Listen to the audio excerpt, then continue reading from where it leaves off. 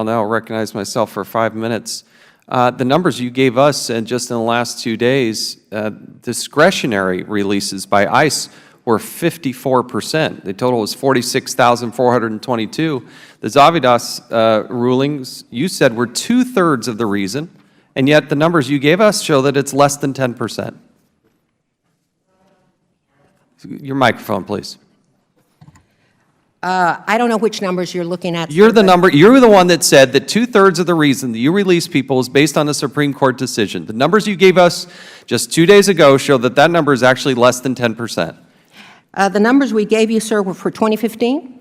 We have 2015, 2014, and 2013. Okay, let's just focus right now on 2015 as an example, although we can do each year if you'd like.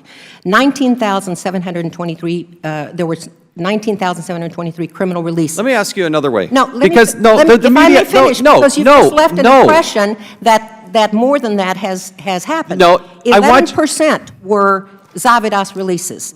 And IJ orders, the immigration courts that oversee the entire immigration system, were 52%. Okay, we will hash out the numbers with your own numbers, but what is unacceptable is even one discretionary. Why do you even release one?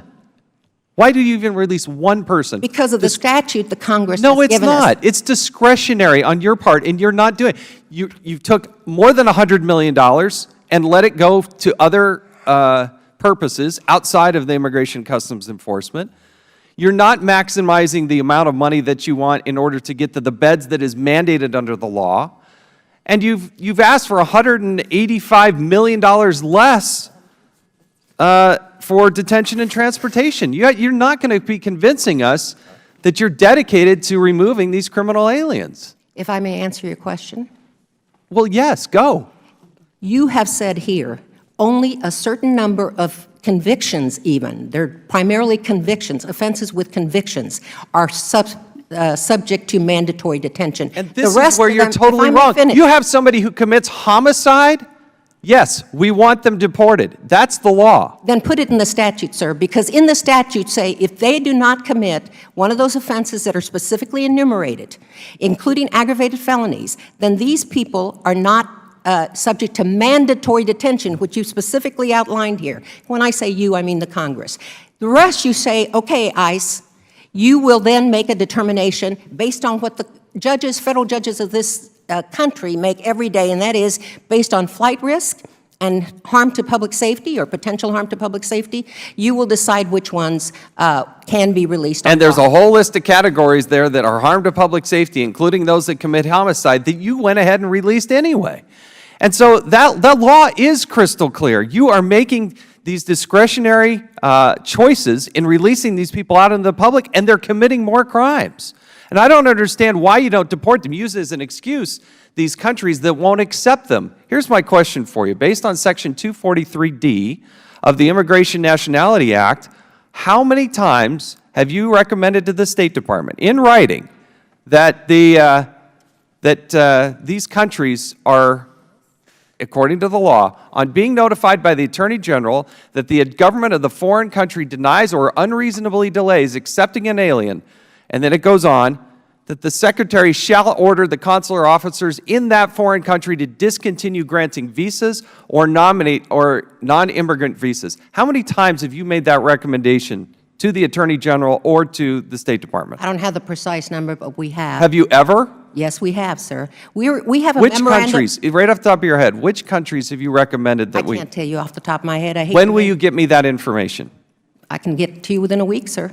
Okay, so you will give me, just to make sure we're on the same page, the letters that you have given either to the Attorney General's office or the State Department regarding the problems that you're having with and the recommendations that you're making about the countries that will not accept these aliens. And yes, and you understand that I have to talk to the Department of State about that because some of these are sensitive areas that I believe we can talk about this further in chambers, sir, that I believe you would not want me to disclose. No, we're going to talk about it in the public. I want to know which countries are not taking, because you know what? They shouldn't be getting federal aid, and we shouldn't be giving them visas so that more people from those countries can come to the United States.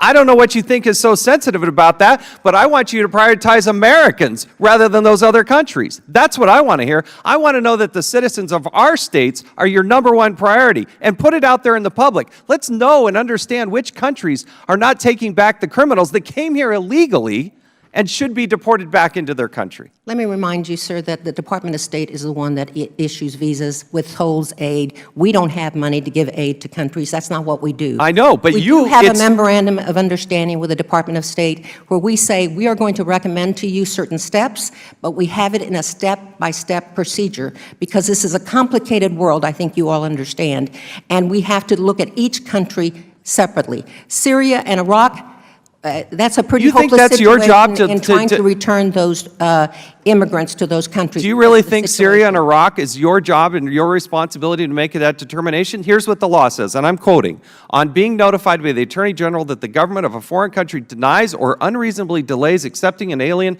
who is a citizen, subject, national, or resident of the country, after the Attorney General asks whether the government will accept the alien under this section, the Secretary shall." And so if you go to the first part of it— what, sir? Shall order consular officers in that foreign country to discontinue granting immigrant visas or non-immigrant visas or both to citizens, subjects, nationals, and residents of that country until the Attorney General notifies the Secretary that the country has accepted the alien. What is incumbent upon you personally, in your duty and your role and responsibility, is to make that notification. If you are trying to take even just one alien and deport them back to a country, these are criminal aliens. Remember, these are ones that committed crimes and were convicted of crimes. If you're trying to deport even one of those and the country won't take them back, you need to give that notification to the State Department. And the State Department makes the decision. Let's just be clear And about that. No, there's no decision, because under the statute, it says the Secretary shall.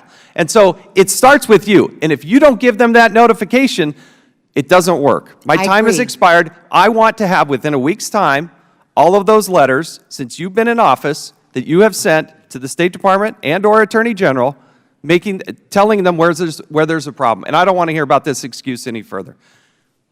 Now I recognize the gentleman from Maryland. Let me pick up